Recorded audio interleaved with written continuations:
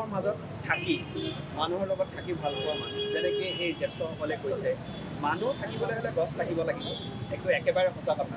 গছ নহ'লে আমি উশাহ নাপাওঁ যে উশাহ যদি নহয় আমি মানুহ হৈ থাকিব নোৱাৰোঁ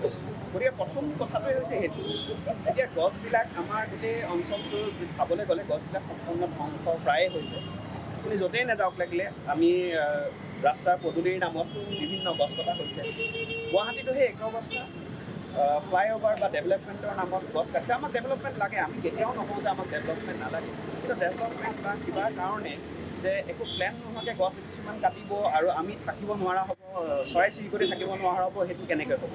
গতিকে সেইকাৰণে আমি গোটেই জনসাধাৰণে মিলি পেলাই গোটেই অসমবাসীয়ে মিলি পেলাই আমি এটা আন্দোলন কৰিছিলোঁ বা চৰকাৰক জনাবলৈ চেষ্টা কৰিছিলোঁ যে আমাক গছ লাগে আমাৰ গছখিনি বিশেষকৈ যিখিনি পুৰণি আৰু যিহেতু কৈ থকা হৈছে দীঘলী পুখুৰীৰ কাষৰ ওচৰে দাঁতি কাষৰীয়া থকা গছবিলাক যিবিলাক সম্পূৰ্ণ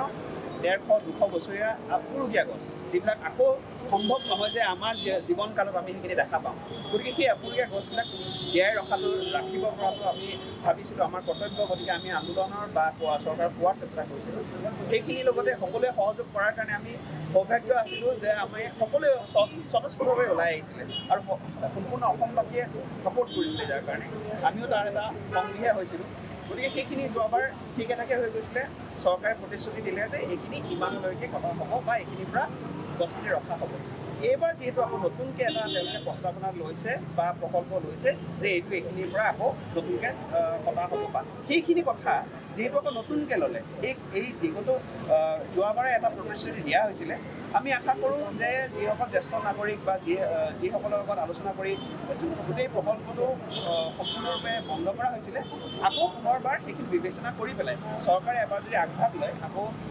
সেইখিনি গছ ৰক্ষা কৰি বা সেইখিনি আপুৰুগীয়া সম্পদ ৰক্ষা কৰি আকৌ যদি নিৰ্ধাৰণ কৰিব পাৰে কিবা এটা তেতিয়াহ'লে সেইটো অকল আমাৰে বাবে নহয় গুৱাহাটীবাসীৰ বাবে নহয় সম্পূৰ্ণ অসমবাসীৰ কাৰণে এটা এছেট হৈ ৰাখিব আৰু সেইটো আমি ভাবোঁ চৰকাৰে সেইটো পক্ষত থাকিলে আমি সকলোৱে আমি তেখেতলোকক আমি প্ৰথমতে অৱগত কৰিছোঁ আৰু তেখেতলোকক আমি আহ্বান জনাইছোঁ যে অন্ততঃ এইখিনি কথা তেওঁলোকে বিবেচনা কৰক আৰু গছখিনি ৰক্ষা কৰাত সহায় কৰক